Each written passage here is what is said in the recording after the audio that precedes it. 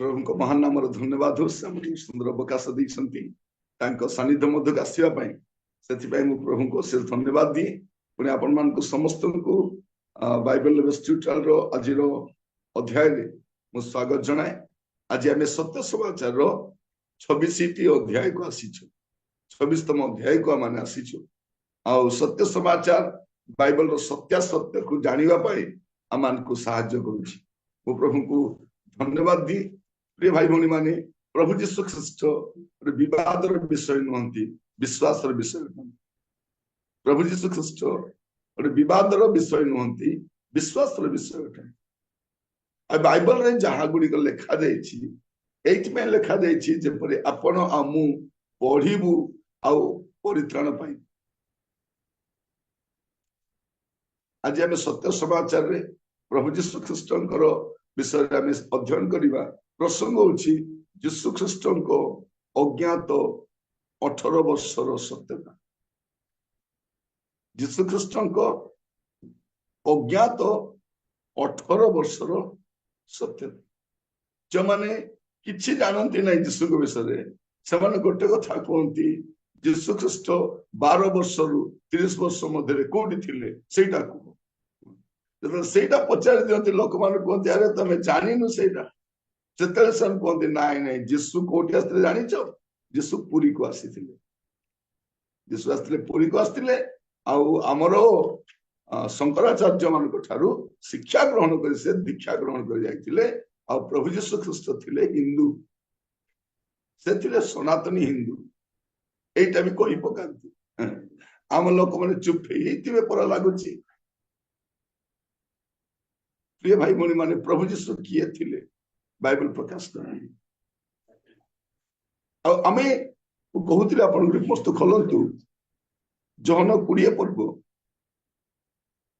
तार 30 आ 31। यीशु शिष्य मानक साक्षात रे यही परि अनेक ओ विभिन्न प्रकार आश्चर्य कर्म साधन कले से सबु एही पुस्तक रे लेखा होई नाही। किंतु तुम्हे माने जेपरि विश्वास कर जे यीशु ईश्वरंक पुत्र ख्रीष्ट अटंती पुणी विश्वास करी जेपरि तुम्हे माने ताहांक नाम रे जीवन प्राप्त हुओ एथि निमंते समस्त लेखा जाय अछि। कोन पे लेखा अछि जेपरि आपण पढिबे जानिबे आ विश्वास करिबे आ कोन जीवन प्राप्त हेबे एथि पे लेखा अछि। विनष्ट हेबे से लेखा नै। आ बाइबल गुडे विषय प्रकाश करे आ गुडे विषय नीरव मध्य रही किंतु नीरवता मध्य सुधा आप सत्यता पाई। आज आम जीशु ख्रीष्टंकर अज्ञात 18 वर्षर सत्यता को आम अध्ययन करने सेटा अध्ययन करू करू आम संपूर्ण भाव में जीशु ख्रीष्टंकर जगतर रोहणी कालर 33 वर्षर समस्त विषय को आम ध्यान कर वाक्य को आपण निजे शुणिबे आपण जेतिकी रिलेटिव को जानी से ख्रिस्टियन होतु कि अन ख्रिस्टियन होतु आपण पठांतु आ जदि आपण तो यूट्यूब चैनल अछि यूट्यूब चैनल रे भी पकांतु ए वाक्य को जेतिकी यूट्यूब चैनल रे पकई परिबे पकांतु कारण मु एटा को मोनेटाइजेशन करि नै जे आपण को ये कोटिबु किछि कोटिबो नै आपण आराम रे आपण को चैनल रे पकई परिबे लोक जानिबा दरकार जे जीशुंकर से 18 वर्ष से कोठी काटी। प्रभु जीशु ख्रीष्ट इतिहास रे बा भूगोल रे ऐतिहासिक भाव रे कि भौगोलिक भाव रे केबे भी भारत को आसीना आ प्रभु जीशु ख्रीष्टंकर भारत को आसीबार प्रश्न भी नथिला। को पंडित पाखर शिक्षा ग्रहण करबा आसबार आवश्यक नथिला कहीं प्रभु जीशु ख्रीष्टंकर जन्म समय ही पंडित माने तांको प्रणाम करबा जो जीशु को जो शिशु जीशु को पंडित माने पूर्व देश कहले भारत मध्य बुझाउची पूर्व देशर पंडित माने दल ही जे माने एस्ट्रोलॉजी विषय जानती से माने तारा को देखी समस्त विषय गणना कर जानती से माने प्रणाम करने तो जो शिशु जीशु को पंडित माने प्रणाम करबा जाइछंती से शिशु यीशु बड़ होला परे को पंडित पाखरे शिक्षा ग्रहण करबा आसीबे नहीं आ यीशु ख्रीष्टकर कौन शिक्षा कौन भारतर पंडित बा दार्शनिक बा शंकराचार्य बा धर्मगुरु सहित मिसे नहीं तांकर आश्चर्य कर्म अनन्य थिला यीशुकर जन्म आश्चर्य थिला तांकर शिक्षा भी आश्चर्य थिला तांकर कार्य भी आश्चर्य थिला तांकर जीवन भी आश्चर्य थिला आ तांकर मृत्यु मध्य आश्चर्य आ मृत्यु पर से तृतीय दिवस पुनरुत्थित होती भारत कौन व्यक्ति एपरिक कौन देवदेवी बा कौन शंकराचार्य बा कौन धर्मगुरु मरिक उठी ना विद्या शिखे आज आपण को धर्मशास्त्र बाइबल रे जहाँ जहाँ लिखा जाइछि जन्म रु स्वर्गारोहण पर्यंत प्रतिटी विषय टिकिनिकी भाव कहवा चाहे आईटा प्रत्येक ख्रिस्टियान जानिबा दरकार आ प्रत्येक जो यीशु को विश्वास करती ना से भी जानिबा दरकार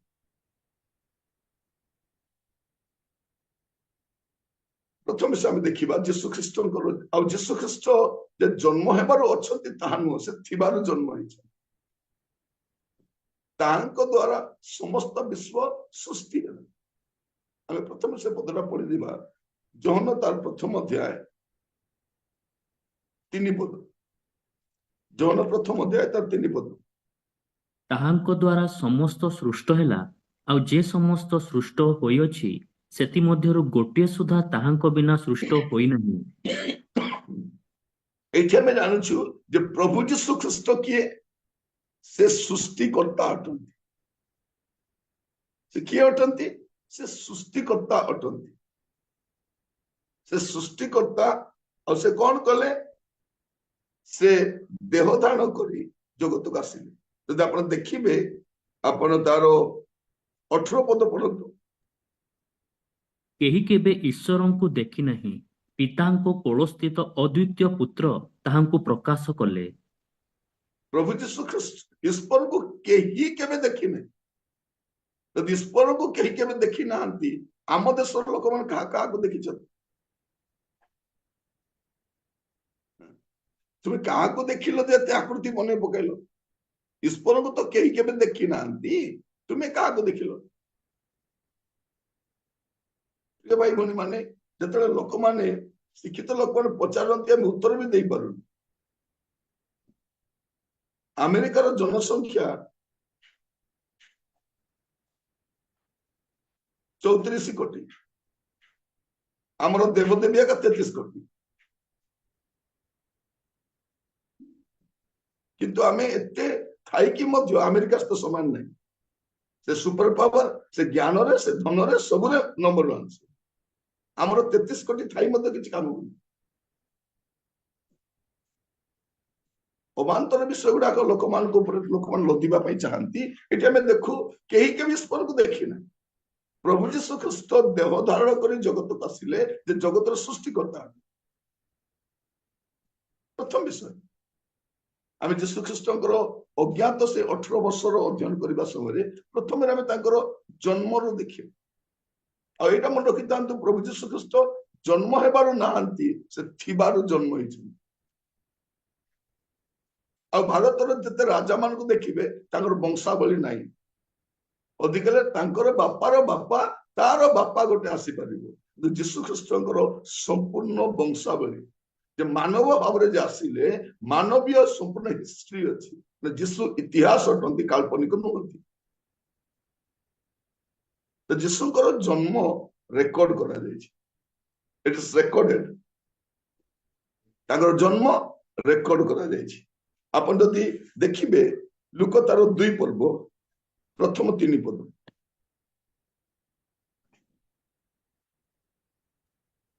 से समय रे समस्त साम्राज्यवासी नाम लेखाजिब निमंते काइसर अगस्टंक ठारू आज्ञा घोषणा करागला सूर्यार शासनकर्ता किरणीयंक समय रे प्रथम थर एही नाम लेखा होइथिला सेथि निमंते समस्ते नाम लेखेबा पई आपण आपण नगर को जाउथिले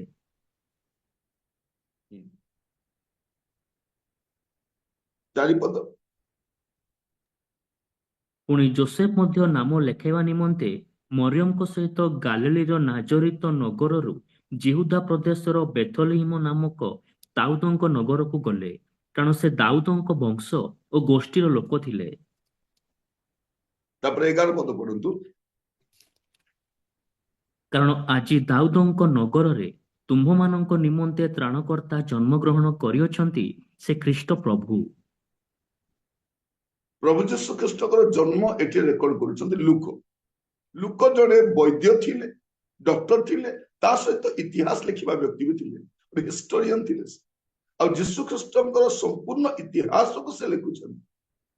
ସମ୍ପୂର୍ଣ୍ଣ ଜୀବନୀକୁ ଲୁକ ତାଙ୍କର 2ଟି ପୁସ୍ତକ ଲେଖୁଛନ୍ତି। ଲୁକ 2ଟି ପୁସ୍ତକ ଲେଖିଛନ୍ତି। ସେ ଜଣେ ଅଣଜିହୁଦୀ ଥିଲେ, ଆଜିର ଭାଷାରେ କହିଲେ ଅଣ ଖ୍ରୀଷ୍ଟିଆନ ଥିଲେ। ଯେତେବେଳେ ପ୍ରଭୁଙ୍କୁ ଜାଣିଲେ, ସେ ଯୀଶୁ ଖ୍ରୀଷ୍ଟଙ୍କର ଜନ୍ମରୁ ଆରମ୍ଭ କରି ଯୀଶୁ ଖ୍ରୀଷ୍ଟଙ୍କ ସ୍ୱର୍ଗାରୋହଣ ଆଉ ଦ୍ୱିତୀୟ ଆଗମନ ସବୁ ବିଷୟ ସେ ଲେଖନ୍ତି। କମ୍ପ୍ଲିଟ ହିଷ୍ଟ୍ରି ଲେଖନ୍ତି, କମ୍ପ୍ଲିଟ ଜୀବନୀ ଲେଖନ୍ତି। ତ ଏଠି ଆମେ ଦେଖୁଛୁ ଯାହା ପଢିଲୁ ଲୁକ 2 ପର୍ବ ତାର 1 ପଦରୁ 4 ପଦ ଆଉ 11 ପଦରେ ପ୍ରଭୁ ଯୀଶୁ ଖ୍ରୀଷ୍ଟଙ୍କର ଜନ୍ମ ରେକର୍ଡ ହେଇଛି। ସେ ବେଥଲିହେମରେ ଜନ୍ମଗ୍ରହଣ କଲେ, ନାଜରିତର ବେଥଲିହେମରେ। ଆଉ ଏଇଟା ମଧ୍ୟ ଜନ୍ମଗ୍ରହଣ କରିବେ ବୋଲିକି ମିଖା ତାର 5 ପର୍ବ 2 ପଦରୁ ଆଗରୁ ଲେଖା ହେଇଛି, 550 ବର୍ଷ ପୂର୍ବରୁ। ଆଉ ପ୍ରଭୁ ଯୀଶୁ ଖ୍ରୀଷ୍ଟ ସେଇଠି ଜନ୍ମଗ୍ରହଣ କଲେ। ଏଇଟା ପ୍ରଥମ ବିଷୟ ରେକର୍ଡ କରନ୍ତି। ତାପରେ 2 ପର୍ବ 21 ପଦ, ଲୁକ 2 ପର୍ବ 21 ପଦ। ତାହାଙ୍କୁ ସୁନ୍ନତ କରିବା ସକାଶେ ଅଷ୍ଟମ ଦିନ ଉପସ୍ଥିତ ହୁଅନ୍ତେ ତାହାଙ୍କର ନାମ ଯୀଶୁ ଦିଆଗଲା। ଏହି ନାମ ତାହାଙ୍କ ଗର୍ଭସ୍ଥ ହେବା ପୂର୍ବରୁ ଦୂତଙ୍କ ଦ୍ୱାରା ଦିଆଯାଇଥିଲା। ପ୍ରଭୁ ଯୀଶୁ ଖ୍ରୀଷ୍ଟ ଏହି ସ୍ଥାନରେ ଅଷ୍ଟମ ଦିନରେ ସୁନ୍ନତ ହଉଛନ୍ତି। ଯିହୁଦୀ ମାନଙ୍କର ରୀତି ଅନୁସାରେ, ପରମ୍ପରା ଅନୁସାରେ ଅଷ୍ଟମ ଦିନରେ ଯୀଶୁଙ୍କର ଜନ୍ମ କଥା ଲେଖାଯାଉଛି, ଆଉ ଅଷ୍ଟମ ଦିନରେ ସେ ସୁନ୍ନତ ହେଲେ। ଆଉ ତାଙ୍କୁ ସେଇ ଦିନ ତାଙ୍କୁ ନାମ ବି ଦିଆଯାଉଛି, ନାମକରଣ କରାଯାଉଛି, ଯୀଶୁ ଦିଆଯାଉଛି। ଆଉ ଯୀଶୁ ଏଇଟା ଲୋକମାନେ ଦେଇନାହାନ୍ତି। ଯୀଶୁ ନାମଟା ଲୋକମାନେ ଦେଇନାହାନ୍ତି। ଯଦି ଅନ୍ୟ ରାଜା ମାନଙ୍କର ନାମ ଅନ୍ୟମାନେ ଦେଇଛନ୍ତି, ଅନ୍ୟମାନଙ୍କ ନାମ ଅନ୍ୟମାନେ ଦେଇଛନ୍ତି, ଯୀଶୁଙ୍କ ନାମ ଲୋକମାନେ ଦେଇନାହାନ୍ତି। ଯୀଶୁଙ୍କର ଜନ୍ମ ପୂର୍ବରୁ এই নামটা প্রদান করা ଯାଇଛି, ଯୋଉଟା ଆମେ ମାଥ୍ୟୁ ତାର 1 ପର୍ବ 21 ପଦରେ ବି ପଢୁ। ମାଥ୍ୟୁ 1 ପର୍ବ 21 ପଦ। ସେ ପୁତ୍ର ପ୍ରସବ କରିବେ, ଆଉ ତୁମ୍ଭେ ତାହାଙ୍କ ନାମ ଯୀଶୁ ଦେବ, କାରଣ ସେ ଆପଣା ଲୋକଙ୍କୁ ସେମାନଙ୍କର ସମସ୍ତ ପାପରୁ ପରିତ୍ରାଣ କରିବେ। କଣ କରିବେ? ସେ ଆପଣା ଲୋକମାନେ କୋଉ ଲୋକ? ଯୋଉମାନଙ୍କୁ ସେ ସୃଷ୍ଟି କରିଛନ୍ତି, ନିର୍ମାଣ କରିଛନ୍ତି, ସେ ସେଇ ଲୋକମାନଙ୍କୁ ପରିତ୍ରାଣ କରିବେ। ଯୀଶୁ ନାମର ଅର୍ଥ ହଉଛି ତ୍ରାଣକର୍ତ୍ତା, ଉଦ୍ଧାରକର୍ତ୍ତା, ମୁକ୍ତିଦାତା, ସେଭିୟର। ଯେତେବେଳେ ଆମେ ଯୀଶୁ ନାମଟା ନେଉଛୁ, ଆମେ ଜାଣିବା ଦରକାର ଏ ନାମ ହିଁ ତ୍ରାଣକର୍ତ୍ତା ନାମ।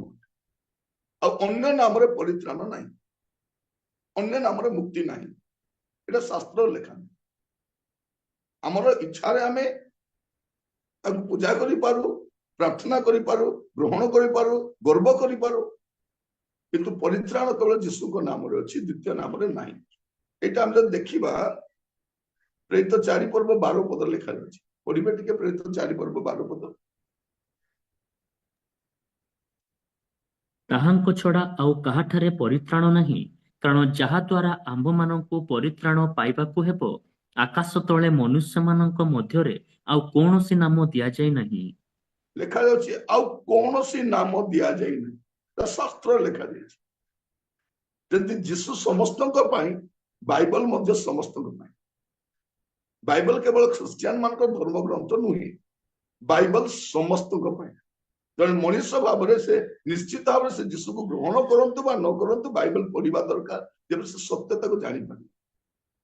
ବିନା ବାଇବଲରେ ଈଶ୍ୱରକୁ ଜାଣି ହବନି। ଈଶ୍ୱର କିଏ ବିନା ବାଇବଲରେ କୌଣସି ମନୁଷ୍ୟ ଜାଣିପାରିବନି। ବାଇବଲ ହିଁ ସମ୍ପୂର୍ଣ୍ଣ ଈଶ୍ୱରକୁ ପ୍ରକାଶ କରେ। ବାଇବଲ ହଉଛି ମାନବ ସମାଜର ସମ୍ପୂର୍ଣ୍ଣ ଇତିହାସ। ମାନେ ମନୁଷ୍ୟ ସୃଷ୍ଟି ହେଲା, ପୃଥିବୀ କେମିତି ସୃଷ୍ଟି ହେଲା, ପୃଥିବୀ କେମିତି ବିନଷ୍ଟ ହବ, ତାପରେ କଣ ହବ, ମୃତ୍ୟୁ ପରେ କଣ ହବ, ସବୁ ବିଷୟ।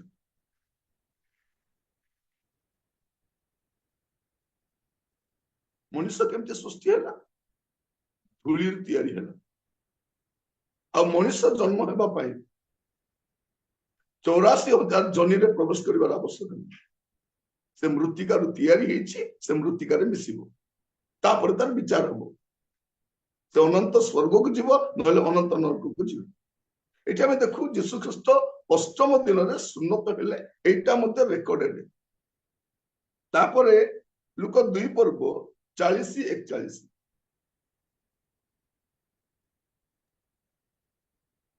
ଆଉ ଶିଶୁ ବୃଦ୍ଧି ପାଇବାକୁ ଲାଗିଲେ ଓ ଜ୍ଞାନରେ ପୂର୍ଣ୍ଣ ହେଉ ହେଉ ଶକ୍ତିମାନ ହେଲେ। ପୁଣି ଈଶ୍ୱରଙ୍କ ଅନୁଗ୍ରହ ତାହାଙ୍କ ଉପରେ ଥିଲା। ତାହାଙ୍କ ପିତାମାତା ପ୍ରତିବର୍ଷ ନିସ୍ତାର ପର୍ବ ସମୟରେ ଜିରୁସାଲମକୁ ଯାଉଥିଲେ। ଏଠି 12 ବର୍ଷ କଥା ଲେଖା ହେଇଛି। କଣ ଲେଖା ଅଛି?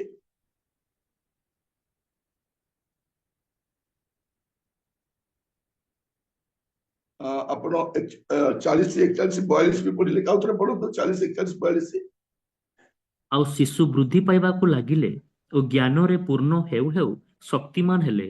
ପୁଣି ଈଶ୍ୱରଙ୍କ ଅନୁଗ୍ରହ ତାହାଙ୍କ ଉପରେ ଥିଲା। ତାହାଙ୍କ ପିତାମାତା ପ୍ରତିବର୍ଷ ନିସ୍ତାର ପର୍ବ ସମୟରେ ଜିରୁସାଲମକୁ ଯାଉଥିଲେ। ତାହାଙ୍କର 12 ବର୍ଷ ସମୟରେ ସେମାନେ ପର୍ବର ରୀତି ଅନୁସାରେ ସେଠାକୁ ଯାତ୍ରା କଲେ। ପ୍ରଭୁ ଯୀଶୁ ଖ୍ରୀଷ୍ଟଙ୍କୁ ସେମାନେ ପ୍ରତିବର୍ଷ, ଏବେ 12 ବର୍ଷ ବୟସରେ, ଦେଖିଲୁ ଆମେ ଯୀଶୁଙ୍କର ଜନ୍ମ ଲେଖା ଯାଉଛି, ଅଷ୍ଟମ ଦିନ ସୁନ୍ନତ ହେଲେ, ଆଉ 12 ବର୍ଷ ବୟସରେ ସେ କୋଉଠି ଆସିଛନ୍ତି? ପୁଣି ଥରେ ଜେରୁସାଲେମ ଯାଉଛନ୍ତି। ସେମାନେ ରୀତି ଅନୁସାରେ ପ୍ରତିବର୍ଷ ନିସ୍ତାର ପର୍ବ ସମୟରେ କୋଉଠିକି ଯାଉଥିଲେ? ଜେରୁସାଲେମକୁ ଯାଉଥିଲେ। ଏବେ 12 ବର୍ଷ କଥା ଲେଖା ହେଇଛି। ଆଉ ଏଇ ଘଟଣା ଆମେ ଜାଣୁ ଯେ ପ୍ରଭୁ ଯୀଶୁ ଖ୍ରୀଷ୍ଟ ଏଇ ସମୟରେ କଣ ହଉଛି, ଆପଣ ଟିକେ ପଢିବେ ତାର 46 ପଦ 47 ପଦ। 3 ଦିନ ପରେ ସେମାନେ ତାହାଙ୍କୁ ମନ୍ଦିରରେ ପାଇଲେ। ସେ ପଣ୍ଡିତମାନଙ୍କ ମଧ୍ୟରେ ବସି ସେମାନଙ୍କ କଥା ଶୁଣୁଥିଲେ ଓ ସେମାନଙ୍କୁ ପ୍ରଶ୍ନ ପଚାରୁଥିଲେ। ଆଉ ଯେତେ ଲୋକ ତାହାଙ୍କ କଥା ଶୁଣୁଥିଲେ, ସମସ୍ତେ ତାହାଙ୍କ ବୁଦ୍ଧି ଓ ଉତ୍ତରରେ ଆଚମ୍ବିତ ହେଉଥିଲେ। ପ୍ରଭୁ ଯୀଶୁ ଖ୍ରୀଷ୍ଟ 12 ବର୍ଷ ବୟସରେ ସେ ପଣ୍ଡିତ ମାନଙ୍କ ସହିତ କଥା ହେଲେ, ପଣ୍ଡିତ ମାନେ ନିରୁତ୍ତର ହେଉଥିଲେ, ଆଚମ୍ବିତ ହଉଥିଲେ। ପଣ୍ଡିତ ମାନଙ୍କ ସହିତ ଯୋଉ ଯୀଶୁ 12 ବର୍ଷ ବୟସରେ ବସି ଆଲୋଚନା କରିପାରୁଛନ୍ତି, ସେ ଓଡିଶାକୁ ଆସିବାର ଆବଶ୍ୟକ ନାହିଁ। ଆପଣ ଯଦି ଇତିହାସ ବି ପଢିବେ ବା ଭୂଗୋଳ ବି ଦେଖିବେ, ପ୍ରଭୁ ଯୀଶୁ ଖ୍ରୀଷ୍ଟ ଭୌଗୋଳିକ ଭାବରେ ମଧ୍ୟ କେବେ ମଧ୍ୟ ସେ ଭାରତକୁ ଆସିନାହାନ୍ତି। ଏଠି ଆମେ ଦେଖୁ ଯେ ପ୍ରଭୁ ଯୀଶୁ ଖ୍ରୀଷ୍ଟ 12 ବର୍ଷ ବୟସରେ ତାଙ୍କୁ ଜେରୁସାଲେମକୁ ନିଆଗଲା। ଆଉ ସେଇଠି ସେ ପ୍ରାୟ 3 ଦିନ ପର୍ଯ୍ୟନ୍ତ ଭିଡ ସକାଶେ ଖୋଜି ପାରିଲେ ନାହିଁ। ଏମାନେ ଭାବିଲେ ଯେ ପ୍ରଭୁ ଯୀଶୁ ସମସ୍ତ ଆସି ଯାଇଛନ୍ତି, ସେମାନେ ଗୁଡେଇ ବାଟ ଆସିଲେ, ପୁଣି ଫେରିକି ଗଲା ପରେ ଯୀଶୁଙ୍କୁ ସେମାନେ ମନ୍ଦିରରେ ଦେଖା ପାଉଛନ୍ତି। ତାପରେ ସେମାନେ ବ୍ୟତିବ୍ୟସ୍ତ ହେବାରୁ ସେମାନେ ପୁଣି ଥରେ ଯୀଶୁଙ୍କୁ ସାଥିରେ ନେଇକି ଗଲେ। ଆଉ ନେଇକି ଗଲା ପରେ କଣ ହଉଛି ଆପଣ ଦେଖିବେ, 51 ପଦ ଆଉ 52 ପଦ ପଢନ୍ତୁ। ଲୁକ 2 ପର୍ବ 51-52। ପରେ ସେ ସେମାନଙ୍କ ସାଙ୍ଗରେ ବାହୁଡ଼ି ନାଜରିତକୁ ଆସିଲେ ଓ ସେମାନଙ୍କର ବଶୀଭୂତ ହୋଇ ରହିଲେ। ପୁଣି ତାହାଙ୍କ ମାତା ଏହି ସମସ୍ତ କଥା ସାବଧାନ ରୂପେ ଆପଣା ହୃଦୟରେ ରଖିଲେ। ଆଉ ଯୀଶୁ ଜ୍ଞାନରେ ଓ ଶରୀରରେ ପୁଣି ଈଶ୍ୱରଙ୍କ ଓ ମନୁଷ୍ୟମାନଙ୍କ ଅନୁଗ୍ରହରେ ବୃଦ୍ଧି ପାଇଲେ। ପ୍ରଭୁ ଯୀଶୁ ଖ୍ରୀଷ୍ଟ କଣ କଲେ, ସେ 12 ବର୍ଷ ବୟସରୁ ବାହୁଡି ଆସିଲା ପରେ ସେ ନାଜରିତରେ ରହିଲେ। ସେ ରହିଲେ ସେଠି 12 ବର୍ଷରୁ ସେ 30 ବର୍ଷ ପର୍ଯ୍ୟନ୍ତ ସେ ନାଜରିତରେ ହିଁ ରହିଛନ୍ତି। ଆଉ ସେ କଣ କରିଛନ୍ତି ରହିକି? ମାର୍କ ତାର 6 ପର୍ବ 3 ପଦ ଦେଖିବେ, ମାର୍କ 6 ପର୍ବ 3 ପଦ।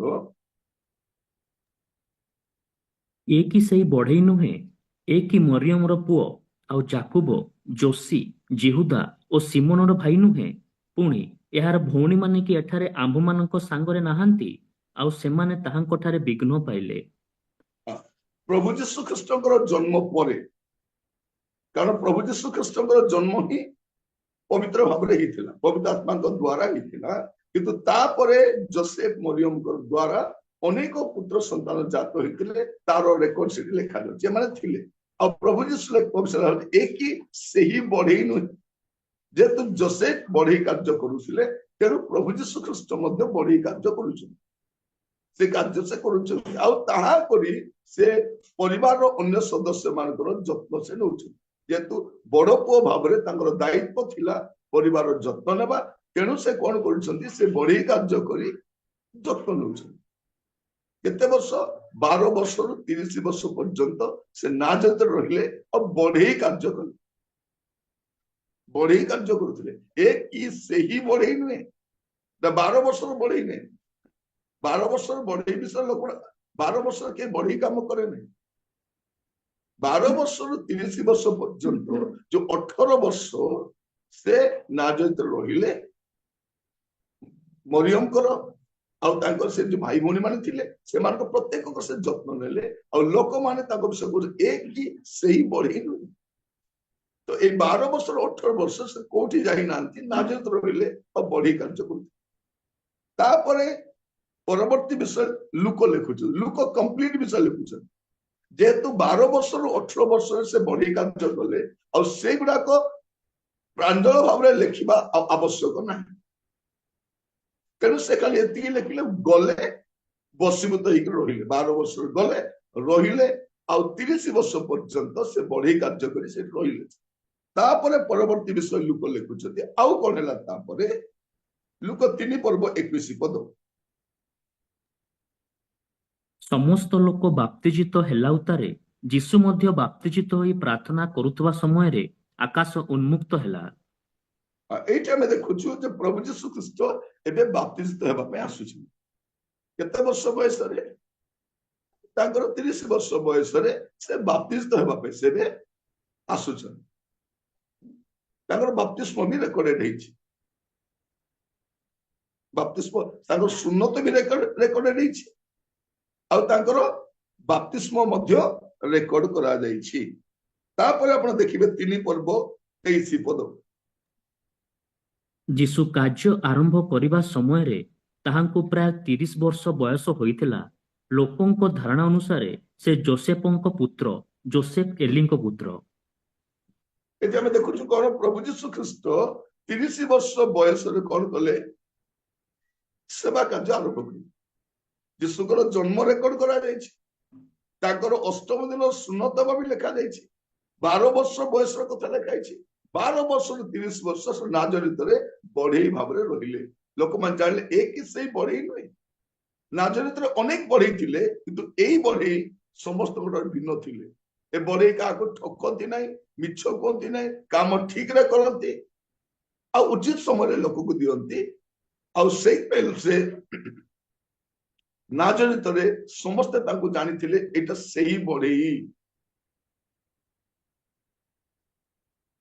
से बढ़ी से कोठी जाई नांती बढ़ी भाव रहिले तापरे 30 वर्ष बयस रे से कोन करचंती ता पूर्वरु से बाप्तिस्म हेले और 30 वर्ष बयस रे सेवा कार्य आरंभ कले तापरे 4 पर्व 1 पद जीसु पवित्र आत्मा रे पूर्ण होई जर्दन रु बाहुडिले एवं 40 दिन पर्यंत आत्मांको द्वारा प्रांतर रे चालित होई शैतान कर्तृत्व परीक्षित हेउथिले तो एबे 40 दिन रो प्रभु यीशु ख्रीष्टकर उपवास मध्य से रेकर्ड करुछन प्रभु यीशु ख्रीष्ट मनीष भाव रे जो जगत रे आसी रहिले त सब कथा प्रांजल भाव रे लुक लिपिबद्ध करुछन ओ पुणी कहि रखे एटा आपनकर क्रिश्चियन बंधु मान को अन क्रिश्चियन बंधु मान को भी दियंतु सर यीशु को विषय जानंतु आ पुणी कहिबा पई चाहे जदि आपन मान को YouTube चैनल अछि पकांतु समस्त जेपरि जानिबे एटा मोनेटाइजेशन करी नै पुणी कहिबा पई चाहे ए चैनल टा को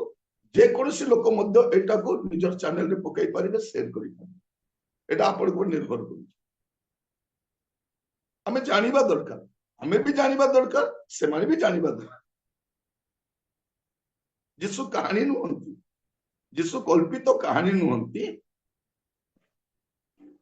यीशु पौराणिक भी नुहंती यीशु ऐतिहासिक होते कंप्लीटली ट्रुथ और समस्त विषय आम जानिबा दरकार यीशुकर जगतर रोहणी काल विषय आम ता जानिबा दरकार यीशु किए जानिबा समस्तंकर अधिकार रही अब ये आम देखू यीशु 30 वर्ष बयस कार्य आरंभ कले कार्य आरंभ करने 40 दिन उपवास कले तो आम देखुलु जे प्रति निस्तार पर्व जोसेफ और मरियम यीशु को निस्तार पर्व पर नहीं जाऊे तो से छोट थे 12 वर्ष पर्यंत नहीं गले और 12 वर्ष 18 वर्ष पर्यंत यीशु निजे जापर बड़का 30 वर्ष ही आ बड़का 3टी निस्तार पर्व आम जहन पुस्तक देखिपर आ 3 वर्ष आप देखिए जहन तार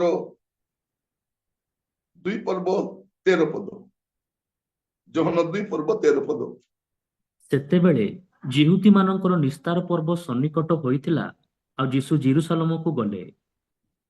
ଏଇଟା ପ୍ରଭୁ ଯୀଶୁ ଖ୍ରୀଷ୍ଟଙ୍କ ସେବା କାର୍ଯ୍ୟ ଆରମ୍ଭର ପ୍ରଥମ ନିସ୍ତାର ପର୍ବ। ଏଟା ପ୍ରଥମ ନିସ୍ତାର ପର୍ବ। ଏଟା ପ୍ରଭୁ ଯୀଶୁ ଖ୍ରୀଷ୍ଟ ମଶାଙ୍କର ବ୍ୟବସ୍ଥାକୁ ସଫଳ କରିବାକୁ ଆସିଥିବାରୁ ସେ ନିସ୍ତାର ପର୍ବ ପାଳନ କରିବା ପାଇଁ ସେ ଜେରୁସାଲେମକୁ ଯାଉଛନ୍ତି। ଏଟା ପ୍ରଥମଟା ଯୋଉଟା ଆମର ଲେଖୁଛୁ ତାଙ୍କ ପରବର୍ତ୍ତୀ ବୟସ 31 ବର୍ଷ ବୟସର ସେ ନିସ୍ତାର ପର୍ବ ପାଳନ କରିବା ପାଇଁ ଜେରୁସାଲେମକୁ ଯାଉଛନ୍ତି। ପ୍ରଥମଟା ଲେଖା ଅଛି 31 ବର୍ଷ। ତାପରେ ଯୌନ 6 ପର୍ବ ତାର 4 ପଦ। ସେତେବେଳେ ଜିହୁଦୀମାନଙ୍କ ନିସ୍ତାର ପର୍ବ ନିକଟବର୍ତ୍ତୀ ଥିଲା। ଏଇଟା ହଉଛି ଦ୍ୱିତୀୟ ନିସ୍ତାର ପର୍ବ ମାନେ ଯୀଶୁ ଖ୍ରୀଷ୍ଟଙ୍କର 32 ବର୍ଷ। ଯୀଶୁ ଖ୍ରୀଷ୍ଟଙ୍କର 32 ବର୍ଷ। ମୁଁ ଆପଣଙ୍କୁ ତାଙ୍କର ଜନ୍ମରୁ ଏବେ 32 ବର୍ଷ ଜାଣିଛି। ଆଉ ୟା ମଧ୍ୟରେ ତାଙ୍କର ଅଜ୍ଞାତ 18 ବର୍ଷ କଥା ବି କହିଲି ଯାହା ସେ ନାଜରିତରେ ବଢେଇ ଭାବରେ କାର୍ଯ୍ୟ କଲେ। ଏଇଟା ଆମେ ଦେଖୁଛୁ ତାଙ୍କର 32 ବର୍ଷ କଥା। ତାପରେ ଯୌନ 11 ପର୍ବ 55 ପଦ। ଜିହୁଦୀମାନଙ୍କର ନିସ୍ତାର ପର୍ବ ସନ୍ନିକଟ ଥିଲା। ପୁଣି ପଲ୍ଲୀଗ୍ରାମ ଗୁଡ଼ିକରୁ ଅନେକେ ଆପଣା ଆପଣାକୁ ସୂଚୀ କରିବା ନିମନ୍ତେ ନିସ୍ତାର ପର୍ବ ପୂର୍ବେ ଜେରୁସାଲେମକୁ ଯାତ୍ରା କଲେ। 12 ପର୍ବ 1 ପଦ। ଇତିମଧ୍ୟରେ ଯୀଶୁ ନିସ୍ତାର ପର୍ବର 6 ଦିନ ପୂର୍ବରୁ ବେଥନିଆକୁ ଆସିଲେ। ଯେଉଁ ଲାଜାରଙ୍କୁ ସେ ମୃତମାନଙ୍କ ମଧ୍ୟରୁ ଉଠାଇଥିଲେ ସେ ସେହି ସ୍ଥାନରେ ଥିଲେ। 13 ପର୍ବ 1 ପଦ। ନିସ୍ତାର ପର୍ବ ହେବା ପୂର୍ବରୁ ଯୀଶୁ ଏହି ଜଗତରୁ ପିତାଙ୍କ ନିକଟକୁ ଆପଣାର ପ୍ରୟାଣ କରିବାର ସମୟ ଉପସ୍ଥିତ ଜାଣି ଜଗତରେ ଥିବା ନିଜର ଯେଉଁ ଲୋକମାନଙ୍କୁ ସେ ପ୍ରେମ କରି ଆସୁଥିଲେ ସେମାନଙ୍କ ପ୍ରତି ଚୂଡ଼ାନ୍ତ ପ୍ରେମ ପ୍ରକାଶ କଲେ।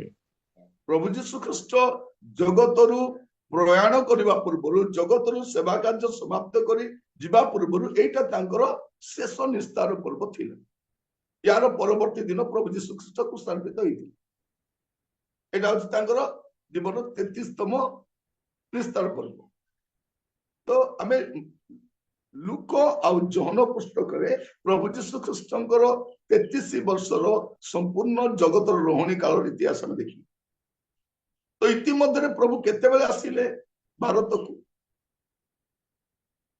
କାହାଠୁ ଶିଖିବାକୁ ଗଲେ, କୋଉ ପଣ୍ଡିତଟା ଶିଖିବାକୁ ଗଲେ, ଯୀଶୁଙ୍କର ଶିକ୍ଷା କାହା ଶିକ୍ଷା ସହିତ ମିଶୁଛି, ଯୀଶୁଙ୍କର ଜୀବନ କାହାଠାରେ ମିଶୁଛି, ଯୀଶୁ ଯୋଉ ଅଲୌକିକ ଆଶ୍ଚର୍ଯ୍ୟ କର୍ମ କରିଛନ୍ତି କୋଉ ଶଙ୍କରାଚାର୍ଯ୍ୟ ବା କୋଉ ଧର୍ମଗୁରୁ ଠାରୁ ଶିକ୍ଷା ଗ୍ରହଣ କରିଛନ୍ତି, ମୃତ ମାନଙ୍କୁ କୋଉ ଶଙ୍କରାଚାର୍ଯ୍ୟ ଜୀବନ ଦେଇଥିଲେ, କିଏ ପାଣି ଉପରେ ଚାଲିଥିଲେ, କିଏ 5ଟି ମାଛକୁ 5,000 ଅଧିକ ଲୋକ ଖାଇବାକୁ ଦେଇଥିଲେ, କିଏ ଝଡକୁ ଶାନ୍ତ କରିଥିଲେ, କିଏ ପବନକୁ ଚୁପ୍ କରେଇଥିଲେ, କିଏ 4 ଦିନର ମଢାକୁ ଜୀବନ ଦେଇଥିଲେ, କିଏ ମରିକି ଉଠିଥିଲେ, କିଏ ମୃତ୍ୟୁକୁ ଜୟ କରି ସ୍ୱର୍ଗାରୋହଣ କରିଥିଲେ, ଯେ କାହାଠାରୁ ଶିଖିବେ ସେ? ପ୍ରିୟ ଭାଇ ଭଉଣୀ ମାନେ ପ୍ରଭୁ ଯୀଶୁ ଖ୍ରୀଷ୍ଟଙ୍କୁ କାହାଠାରୁ ଶିକ୍ଷା ଗ୍ରହଣ କରିବାର ଆବଶ୍ୟକ ନାହିଁ।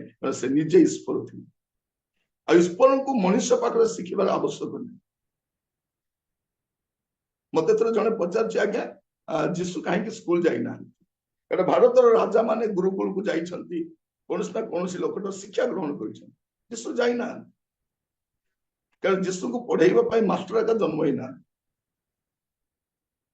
ଯେ କହିବା ମାତ୍ରେ ପୃଥିବୀ ସୃଷ୍ଟି ହେଲା, ଏ ବିଶ୍ୱ ସୃଷ୍ଟି ହେଇଛି, ସେ କାହା ପାଖକୁ ଶିଖିବାକୁ ଯିବ? ସେ ତ ଈଶ୍ୱର ଅଟନ୍ତି। ଏଇଠି ଆମେ ଦେଖୁଛୁ ତାଙ୍କର 33 ବର୍ଷର ସମ୍ପୂର୍ଣ୍ଣ ବିଷୟ। ତାପରେ ତ ଆମେ ଦେଖୁଛୁ ଲୁକ ତାର 23 ପର୍ବ ଦେଖନ୍ତୁ, ଲୁକ 23 ପର୍ବ ତାର 33 ପଦ। ଆଉ ସେମାନେ କପାଳ ନାମକ ସ୍ଥାନରେ ଉପସ୍ଥିତ ହୋଇ ସେଠାରେ ତାହାଙ୍କୁ କ୍ରୁଶରେ ଚଢ଼ାଇଲେ। ପୁଣି ଦୁଷ୍କର୍ମକାରୀମାନଙ୍କ ମଧ୍ୟରୁ ଜଣକୁ ଦକ୍ଷିଣରେ ଓ ଅନ୍ୟ ଜଣକୁ ବାମରେ କ୍ରୁଶରେ ଚଢ଼ାଇଲେ। এই ନିସ୍ତାର ପର୍ବ ପରେ ତ ସେ ରାତ୍ରରେ ଯୀଶୁଙ୍କୁ ଧରିଲେ, ଆଉ ପରବର୍ତ୍ତୀ ଦିନ ଆଣି ତାଙ୍କୁ କଣ କରୁଛନ୍ତି? କ୍ରୁଶାର୍ପିତ କରୁଛନ୍ତି। ଯୀଶୁଙ୍କୁ ଆଣି କଣ କରୁଛନ୍ତି? କ୍ରୁଶାର୍ପିତ କଲେ। ତାପରେ ଆପଣ ଦେଖିବେ 46 ପଦ। ଆଉ ଯୀଶୁ ଉଚ୍ଚ ସ୍ୱରରେ ଡାକି କହିଲେ, ହେ ପିତା, ତୁମ୍ଭ ହସ୍ତରେ ମୁଁ ଆପଣାର ଆତ୍ମା ସମର୍ପଣ କରୁଅଛି। ଏହା କହି ସେ ପ୍ରାଣତ୍ୟାଗ କଲେ। କ୍ରୁଶାର୍ପିତ ହେଲେ ଆଉ ପ୍ରାଣ ତ୍ୟାଗ କଲେ, ମାନେ ମୃତ୍ୟୁ ଭୋଗ କଲେ। ଅନେକେ କଣ କୁହନ୍ତି, ନାଇଁ ପ୍ରଭୁ ଯୀଶୁ ଖ୍ରୀଷ୍ଟ ମରି ନଥିଲେ, ସେ ମୂର୍ଚ୍ଛାଇ ଯାଇଥିଲେ, ଆଉ ତାଙ୍କ ଶିଷ୍ୟମାନେ ତାକୁ ଚୋରି କରିକି ନେଇଗଲେ। ତାଙ୍କର ମୃତ୍ୟୁ ମଧ୍ୟ ରେକର୍ଡେଡ ଅଛି। এইটা ওড়িশା ସରକାର କି ଭାରତ ସରକାର ନୁହେଁ ଯେ ଭୁଲ ତଥ୍ୟ ଗୁଡାକ ଦେଇକି ଭୁଲ ରିପୋର୍ଟ ବନାଯିବ। এইଟା ରୋମିଓ ସରକାର, ତାଙ୍କର ସମସ୍ତ ବିଷୟ ଏତେ କଠୋର ନୀତି ନିୟମ ମଧ୍ୟରେ ହୁଏ, ତାର କୌଣସି ଡକୁମେଣ୍ଟ ରଙ୍ଗ ନୁହେଁ, କୌଣସି ଡକୁମେଣ୍ଟ ରଙ୍ଗ ନୁହେଁ। ତ ଯୀଶୁ ଖ୍ରୀଷ୍ଟ କ୍ରୁଶାର୍ପିତ ହେଲେ ଆଉ ସେ ମୃତ୍ୟୁ ଭୋଗ କଲେ। ତାପରେ 24 ପର୍ବ ତାର 6 ପଦ ପଢନ୍ତୁ, ଲୁକ ସେ 24 ତାର 6। ସେ ଏଠାରେ ନାହାନ୍ତି, ମାତ୍ର ଉଠିଅଛନ୍ତି। ମନୁଷ୍ୟପୁତ୍ରଙ୍କୁ ଯେ ଅବଶ୍ୟ ପାପୀମାନଙ୍କ ହସ୍ତରେ ସମର୍ପିତ ହୋଇ କ୍ରୁଶରେ ହତ ହେବାକୁ ଓ ତୃତୀୟ ଦିବସରେ ପୁନରୁତ୍ଥାନ କରିବାକୁ ହେବ, ଏହି ଯେଉଁ ବାକ୍ୟ ସେ ଗାଲିଲରେ ଥିବା ସମୟରେ ତୁମମାନଙ୍କୁ କହିଥିଲେ, ତାହା ସ୍ମରଣ କର। ସେ ଏଠାରେ ନାହାନ୍ତି, ସେ ଉଠି ଅଛନ୍ତି, ମାନେ ତୃତୀୟ ଦିବସରେ ସେ ମରିକି ଉଠିଛନ୍ତି।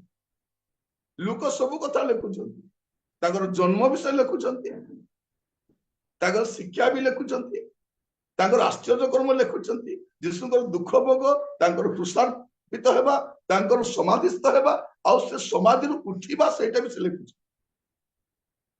କେବଳ ସେତିକି ଲେଖୁନାହାନ୍ତି। ଆପଣ 24 ପର୍ବ ତାର 51 ପଦ ଦେଖନ୍ତୁ।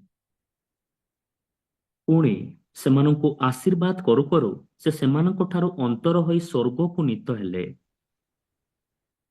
40 ଦିନ ପର୍ଯ୍ୟନ୍ତ ଅନେକଙ୍କୁ ସେ ଦର୍ଶନ ଦେଲେ, ଆଉ ଦର୍ଶନ ଦେଲା ପରେ ସେ ସ୍ୱର୍ଗକୁ ନୀତ ହେଲେ। ପ୍ରଭୁ ଯୀଶୁ ଖ୍ରୀଷ୍ଟ ତାଙ୍କର ଜଗତରେ ରହଣୀ କାଳ ମଧ୍ୟରେ କେବେ ଆସିନାହାନ୍ତି, ବା ମୃତ୍ୟୁକୁ ଜୟ କରି ଉଠିଲା ପରେ ମଧ୍ୟ, ପୁନର୍ଜୀବିତ ହେଲା ପରେ ମଧ୍ୟ ଭାରତକୁ ଆସିନାହାନ୍ତି। ଭାରତକୁ କିଏ ଆସିଥିଲେ? ଯୀଶୁଙ୍କର ଶିଷ୍ୟ ଥୋମା ଆସିଥିଲେ। କେବେ ଆସିଥିଲେ? AD 52 ରେ ସେ ଭାରତକୁ ଆସିଥିଲେ। ମାନେ ଆଜିକୁ 1972 ବର୍ଷ ପୂର୍ବରେ ଯୀଶୁଙ୍କର ଶିଷ୍ୟ ଥୋମା ସେ ଭାରତକୁ ଆସି ପ୍ରଚାର କରିଥିଲେ, ମଣ୍ଡଳୀ ସ୍ଥାପନ କରିଥିଲେ। ସେଇ ସମୟରେ ଖ୍ରୀଷ୍ଟିଆନ ମାନେ ଆରମ୍ଭ ହେଲେ, ଯୀଶୁକୁ ବିଶ୍ୱାସ କରିବା ଲୋକ। ଇଂରେଜ ମାନେ ଯୀଶୁଙ୍କ ବିଷୟରେ ପ୍ରଚାର କରିବାକୁ ଆସିନଥିଲେ, ଇଂରେଜ ମାନେ ବ୍ୟବସାୟ କରିବାକୁ ଆସିଥିଲେ। ଇଷ୍ଟ ଇଣ୍ଡିଆ କମ୍ପାନୀ ବ୍ୟବସାୟ କରିବାକୁ ଆସିଥିଲା, ଆଉ ଇଂରେଜ ମାନେ ଶାସନ କରିବାକୁ ଆସିଥିଲେ, ସେମାନେ ପ୍ରଚାର କରିବାକୁ ଆସିନଥିଲେ। ଯଦି ଆପଣ ଇତିହାସ ପଢିବେ ଜାଣିପାରିବେ ସେ ସମୟର ସେମାନେ ପ୍ରଚାର କାର୍ଯ୍ୟକୁ ବନ୍ଦ ବି କରୁଥିଲେ। କାହିଁକି? ଯଦି ଏମାନେ ପ୍ରଚାର କରିବେ ଆମର ବ୍ୟବସାୟରେ ବାଧା ପାଇବେ। ତେଣୁ ଇଂରେଜ ମାନେ ସାହାଯ୍ୟ କରିନାହାନ୍ତି, ବରଂ ସେବା କାର୍ଯ୍ୟକୁ ବନ୍ଦ କରିବାକୁ ଚେଷ୍ଟା କରୁଛନ୍ତି। ତେଣୁ ଇଂରେଜ ମାନେ ଯୀଶୁଙ୍କର ବିଷୟରେ ଭାରତକୁ କିଛି ନାହିଁ ପ୍ରଚାର କରିବାକୁ ଆସିନଥିଲେ। ତ ପ୍ରଭୁ ଯୀଶୁ ଖ୍ରୀଷ୍ଟଙ୍କର ଏଠାରେ ଆମେ ଦେଖୁଛୁ ସେ ସ୍ୱର୍ଗକୁ ନୀତ ହେଲେ।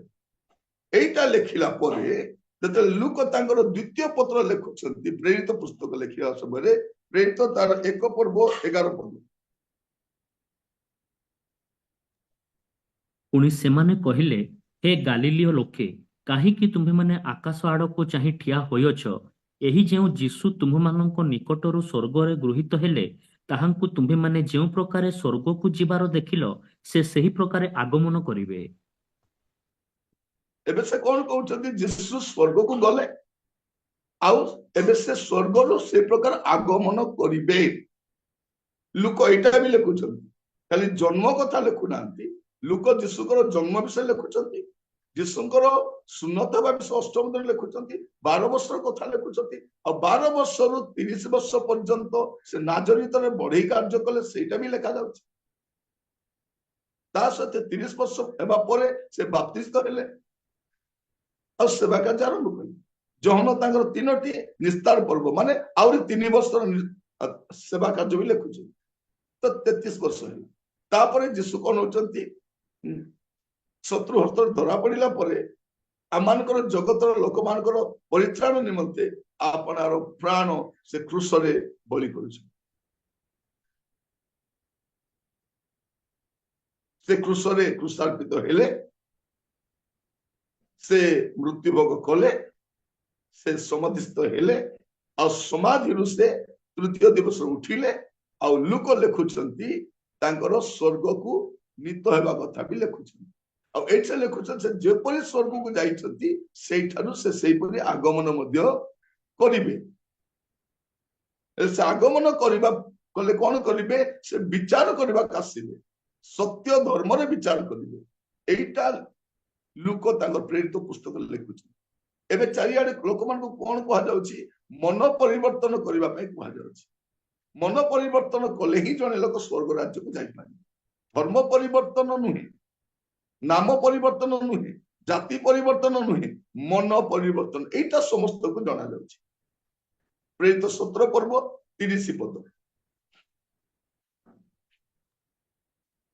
ଈଶ୍ୱର ସେହି ଅଜ୍ଞାନତାର କାଳ ଉପେକ୍ଷା କରିଅଛନ୍ତି ସତ୍ୟ, କିନ୍ତୁ ଏବେ ସେ ସର୍ବତ୍ର ସମସ୍ତ ମନୁଷ୍ୟଙ୍କୁ ମନ ପରିବର୍ତ୍ତନ କରିବା ନିମନ୍ତେ ଜଣାନ୍ତି। ଏବେ ସେ କଣ କରୁଛନ୍ତି, ସମସ୍ତଙ୍କୁ ମନ ପରିବର୍ତ୍ତନ କରିବା ପାଇଁ ଜଣାଉଛି। ଧର୍ମ ପରିବର୍ତ୍ତନ ନୁହେଁ। କୋଉଠି ବି ଖ୍ରୀଷ୍ଟିଆନ ମାନେ ଧର୍ମାନ୍ତରୀକରଣ କରନ୍ତି ନାହିଁ। ଏଟା ଗୋଟେ ନୂଆ ଶବ୍ଦ ବାହାର କରିଛନ୍ତି, ଧର୍ମାନ୍ତରୀକରଣ, କନଭର୍ସନ ଅଫ ରିଲିଜିୟନ। କୋଉଠି ମଧ୍ୟ ମୋର ଜାଣିବାରେ ଧର୍ମାନ୍ତରୀକରଣ ହେଇନାହିଁ, ଏଉ ମଧ୍ୟ ନାହିଁ। କଣ କୁହାଯାଉଛି, ମନ ପରିବର୍ତ୍ତନ କର, ଜୀବନ ପରିବର୍ତ୍ତନ କର, ଚରିତ୍ର ପରିବର୍ତ୍ତନ କର, ପାପକୁ ପରିତ୍ୟାଗ କର। ଏଇଟା ସର୍ବତ୍ର ସମସ୍ତଙ୍କୁ ଜଣା ଯାଉଛି। ଏଇଟାକୁ କୁହାଯାଏ ସୁସମାଚାର ପ୍ରଚାର। ସୁସମାଚାର କିଏ? ସୁସମାଚାର ଯୀଶୁ। ସେଇଟା ଲୋକ ଲେଖୁଛନ୍ତି। ଲୋକ 2 ପର୍ବ ପୁଣି ଥରେ ପଢିବା, 10 ଆଉ 11 ପଦ। ଲୋକ 2 ପର୍ବ 10 ଆଉ 11। ସେଥିରେ ଦୂତ ସେମାନଙ୍କୁ କହିଲେ, ଭୟ କର ନାହିଁ। ଦେଖ, ମୁଁ ସମସ୍ତ ଲୋକଙ୍କର ଅତ୍ୟନ୍ତ ଆନନ୍ଦଜନକ ସୁସମାଚାର ତୁମ୍ଭମାନଙ୍କୁ ଜଣାଉଅଛି। କାରଣ ଆଜି ଦାଉଦଙ୍କ ନଗରରେ ତୁମ୍ଭମାନଙ୍କ ନିମନ୍ତେ ତ୍ରାଣକର୍ତ୍ତା ଜନ୍ମଗ୍ରହଣ କରିଅଛନ୍ତି, ସେ ଖ୍ରୀଷ୍ଟ ପ୍ରଭୁ। ସମସ୍ତଙ୍କ ପାଇଁ ସୁସମାଚାର କଣ, ଯେ ତ୍ରାଣକର୍ତ୍ତା ଜନ୍ମଗ୍ରହଣ କରିଛନ୍ତି, ମୁକ୍ତିଦାତା ଉଦ୍ଧାରକର୍ତ୍ତା ଜନ୍ମଗ୍ରହଣ କରିଛନ୍ତି, ଆଉ ନାମ ବି ଲେଖାଯାଏ ସେ ଖ୍ରୀଷ୍ଟ ପ୍ରଭୁ। ଯୀଶୁଙ୍କ ନାମରେ ହିଁ ପରିତ୍ରାଣ ଅଛି। ଏଟା ବାଇବଲ ପ୍ରକାଶ କରେ। ସେ ମାନବର ମୁକ୍ତି ନିମନ୍ତେ, ମାନବର ପାପ କ୍ଷମା ନିମନ୍ତେ ସେ ଜଗତକୁ ଆସିଥିଲେ, ଆଉ ସେ ଜନ୍ମଗ୍ରହଣ କରିଥିଲେ। କାରଣ ତାଙ୍କର ସୁଷ୍ଠ ମନୁଷ୍ୟକୁ ଉଦ୍ଧାର ତାର ଧର୍ମ କର୍ମ ତ୍ୟାଗ ତପସ୍ୟା ପୁଣ୍ୟରେ ହୁଏ ନାହିଁ। ତେଣୁ ତ୍ରାଣକର୍ତ୍ତାଙ୍କର ଆସିବାର ଆବଶ୍ୟକ ଥିଲା। ସେ ତ୍ରାଣକର୍ତ୍ତା ଭାବରେ ଆସିଲେ। ଆଉ ଆଜି ସେ ସୁସମାଚାର ସମସ୍ତଙ୍କୁ ଜଣାଇ ଦିଆଯାଉଛି ମନ ପରିବର୍ତ୍ତନ କରିବା ପାଇଁ। କାରଣ ପରବର୍ତ୍ତୀ ପଦ ଲେଖାଯାଉଛି ପ୍ରେରିତ 17 ପର୍ବ 31 ପଦରେ ପଢିବେ,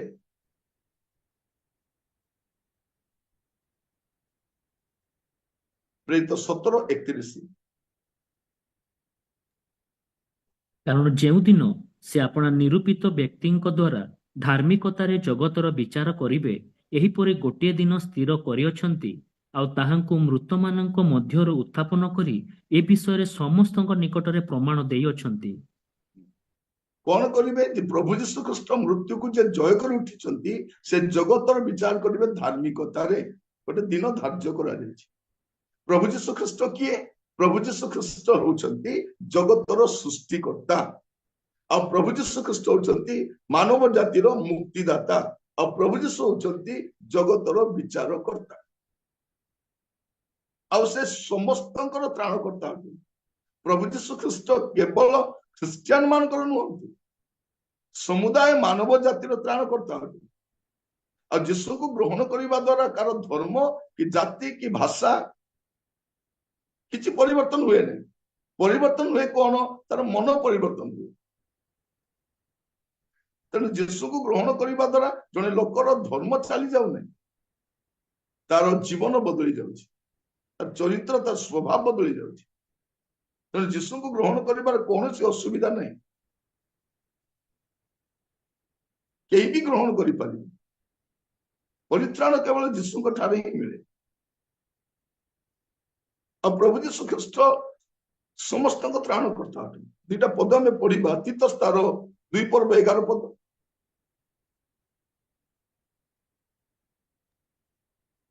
କାରଣ ସମସ୍ତ ମାନବର ପରିତ୍ରାଣ ନିମନ୍ତେ ଈଶ୍ୱରଙ୍କ ଅନୁଗ୍ରହ ପ୍ରକାଶିତ ହୋଇଅଛି। ସମସ୍ତ ମାନବର ପରିତ୍ରାଣ, କେବଳ ଖ୍ରୀଷ୍ଟିଆନ ମାନଙ୍କର, ଜିହୁଦୀ ମାନଙ୍କର ନୁହେଁ। ବେଳେବେଳେ ଲୋକମାନେ କଣ କହୁଛନ୍ତି, ଯୀଶୁ ବିଦେଶରୁ ଆସିଥିଲେ। ଅଜ୍ଞାନ ଲୋକମାନେ କହୁଛନ୍ତି ଆମେରିକାରୁ ଆସିଥିଲେ, କିଏ କହୁଛି ଇଂଲଣ୍ଡରୁ ଆସିଥିଲେ। ଯୀଶୁ ଇଂଲଣ୍ଡ କି ଆମେରିକାରୁ ଆସିନଥିଲେ, ଯୀଶୁ ସ୍ୱର୍ଗରୁ ଆସିଥିଲେ। ସେ ସୃଷ୍ଟିକର୍ତ୍ତା ଅଟନ୍ତି, ଯେ ଜଗତର ସୃଷ୍ଟିକର୍ତ୍ତା, ଯେ ମନୁଷ୍ୟକୁ ସୃଷ୍ଟି କରିଛନ୍ତି, ସେ ଦେହ ଧାରଣ କରି ଜଗତକୁ ଆସିଥିଲେ। କୋଉ ଦେଶରୁ ଆସିନାହାନ୍ତି। ସେ ଏ ବିଦେଶୀ ଭଗବାନ ସେ ନୁହନ୍ତି।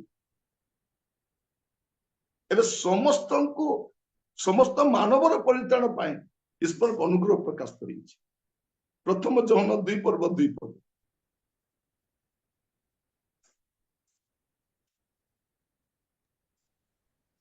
ଆଉ ସେ ଆମ୍ଭମାନଙ୍କ ପାପ ନିମନ୍ତେ, କେବଳ ଆମ୍ଭମାନଙ୍କ ପାପ ନିମନ୍ତେ ନୁହେଁ, ମାତ୍ର ସମସ୍ତ ଜଗତର ପାପ ନିମନ୍ତେ ମଧ୍ୟ ପ୍ରାୟଶ୍ଚିତ ସ୍ୱରୂପ ଅଟନ୍ତି।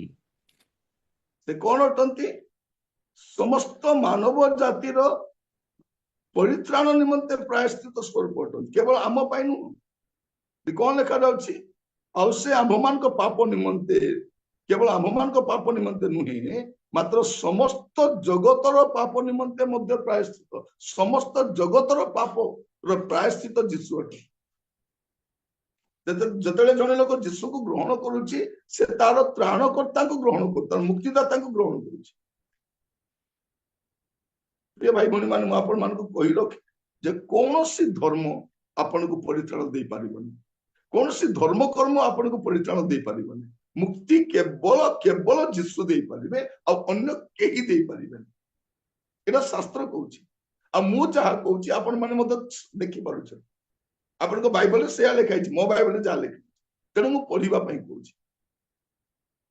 ଯଦି ଜଣେ ଲୋକ ଅଧିକ ଯୀଶୁଙ୍କ ବିଷୟରେ ଜାଣିବା ପାଇଁ ଚାହେଁ, ସେ ନିହାତି ବାଇବଲ ପଢିବା। ବାଇବଲ ନ ପଢି ଯୀଶୁକୁ ଜାଣି ହବନି। ଆଜିକାଲି ଆମେ ଦେଖୁଛୁ ଗୁଡେ ବାବା ମାନେ ଯୀଶୁଙ୍କ ବିଷୟରେ କହୁଛନ୍ତି, ନେତା ମାନେ ଯୀଶୁଙ୍କ ବିଷୟରେ କହୁଛନ୍ତି, ଫିଲ୍ମ ଷ୍ଟାର ମାନେ ଯୀଶୁଙ୍କ ବିଷୟରେ କହୁଛନ୍ତି, ଯେମାନେ ସତ୍ୟତା ଜାଣନ୍ତି ନାହିଁ। ଏଠି ଆମେ ଦେଖୁ କଣ, ମନେ ରଖିଥାନ୍ତୁ, କୌଣସି ଧର୍ମ ଆପଣଙ୍କୁ ସ୍ୱର୍ଗକୁ ନେଇପାରିବ ନାହିଁ। ଏପରିକି ଖ୍ରୀଷ୍ଟିଆନ ଧର୍ମ ମଧ୍ୟ ଆପଣଙ୍କୁ ମୁକ୍ତି ବା ଉଦ୍ଧାର ବା ସ୍ୱର୍ଗକୁ ନେଇପାରିବ ନାହିଁ। ମୁକ୍ତି ଦେଇପାରିବେ ଯୀଶୁ, ସ୍ୱର୍ଗକୁ ନେଇପାରିବେ ଯୀଶୁ, ପରିତ୍ରାଣ ଦେଇପାରିବେ ଯୀଶୁ। ଆଉ ସ୍ୱର୍ଗରେ ଆପଣ କୌଣସି ଧର୍ମର ଲୋକଙ୍କୁ ଦେଖିବେନି, କୌଣସି ଧର୍ମର ଲୋକ। ଯେଉଁମାନେ ଯୀଶୁ ଖ୍ରୀଷ୍ଟଙ୍କ ଦ୍ୱାରା ପରିତ୍ରାଣ ପ୍ରାପ୍ତ ହୋଇଛନ୍ତି, ମୁକ୍ତି ଲାଭ କରିଛନ୍ତି, ସେମାନଙ୍କୁ ହିଁ ଆପଣ ଦେଖିବେ। ଯାହା ଆମେ ଦେଖୁଛୁ ପ୍ରକାଶିତ ବାକ୍ୟ 7 ପର୍ବ ତାର 9 ଆଉ 10 ପଦରେ। ପ୍ରକାଶିତ ବାକ୍ୟ 7 ପର୍ବ ତାର 9 ଆଉ 10। ଏହାପରେ ମୁଁ ଦୃଷ୍ଟିପାତ କଲି, ଆଉ ଦେଖ, ସର୍ବଜାତୀୟ, ସର୍ବଗୋଷ୍ଠୀୟ, ସର୍ବବଂଶୀୟ ଓ ସର୍ବଭାଷାବାଦୀ ଅଗଣ୍ୟ ଏକ ମହାଜନତା ଶୁକ୍ଳ ବସ୍ତ୍ର ପରିହିତ ହୋଇ ଓ ଖଜୁରୀ ବାହୁଙ୍ଗା ହସ୍ତରେ ଧରି ସିଂହାସନ ଓ ମେଷଶାବକଙ୍କ ସମ୍ମୁଖରେ ଦଣ୍ଡାୟମାନ ହୋଇଅଛନ୍ତି। ସେମାନେ ଉଚ୍ଚ ସ୍ୱରରେ କହୁଅଛନ୍ତି, ପରିତ୍ରାଣ ସିଂହାସନ ପ୍ରବିଷ୍ଟ ଆମ୍ଭମାନଙ୍କ ଈଶ୍ୱରଙ୍କର ଓ ମେଷଶାବକଙ୍କର କାର୍ଯ୍ୟ।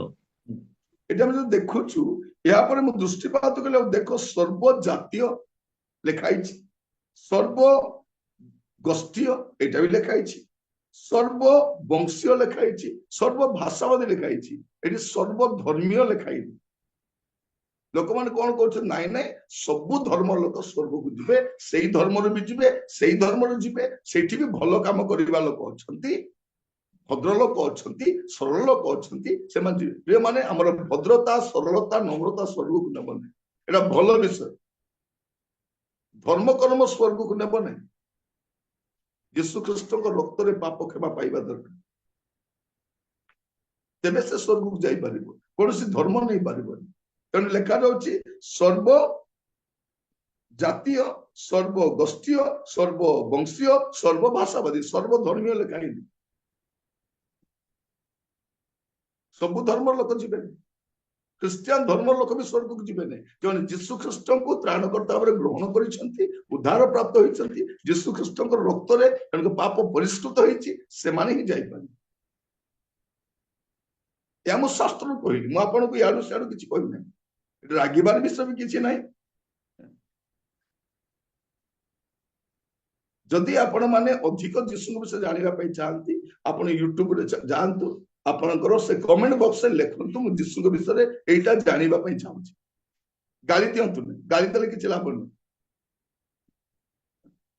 गाली दे कार मंगल हेबनी जदि जीशु विषय जानवाई चाहते लिखु मु जीशु विषय एटा जानवाई चाहूँगी जीशु विषय से जानवाई चाहूँगी आप लिखिपारती आम आपको निश्चित भाव उत्तर देव निश्चित भाव आपको उत्तर देव जहाँ लेखाई निश्चित भाव जन जहाँ लेखाई नहीं लेखाई जो कहते अज्ञात 18 वर्ष कौटी काटिले आज आम शिक्षा देखिलु 18 वर्ष कौटी काटिले 18 वर्ष कथा मुझे कहना जीशु ख्रीष्ट जगत रही काल 33 वर्षर समस्त बरण मुझे तेणु प्रभु जीशु ख्रीष्ट जुक्ति तर्कर विषय नुहति विश्वास विषय अटे जे के विश्वास करिवो से विनष्ट न होई परित्राण प्राप्त है प्रभु आपण आशीर्वाद करंतु आसंतु प्रार्थना करिबा अनुग्रहकारी पिता परमेश्वर आपको धन्यवाद दूछु सत्य समाचार आज से 26 अध्याय पर्यंत आम आसी पारि आज अध्याय रे प्रभु जीशु ख्रीष्ट विषय अध्ययन करने धन्यवाद दिए प्रभु यही संवाद जेपरी आमर ख्रिस्टियान अणख्रिस्टियान जो माने शुणिबे प्रभु से परित्राण निमंते एक सत्य संवाद हो प्रभु जे सत्य सत्य जानी पारिबे लोक मानकर अबांतर जुक्ति तर्क अबांतर कथार शिकार न हेबे एथिपाई दया कर सहाय्य प्रभु बाइबल में जहाँ लिखित होई अछि हमर परित्राण निमंते अनंत जीवन जेपरि पाई पारि प्रत्येक को सहाय्य करो प्रभु आगामी अध्याय में मते आमान को अनुग्रह करो प्रत्येक को आपण हस्त रखिली दया कर प्रभु जगतर रही काल मध्य जब आम जीवन को सजाड़ी पारिबु अनंत काल प्रस्तुत हो पार आम अनुग्रह मनुष्य थरे जन्म हुए थरे मृत्यु भोग करे तार विचार हुए तार अनंत काल स्वर्ग नचेत नरक काटिबा पड़ो या बुझापी साहाय्य कर दया कर प्रार्थना शुणी धन्यवाद जीशु अति प्रिय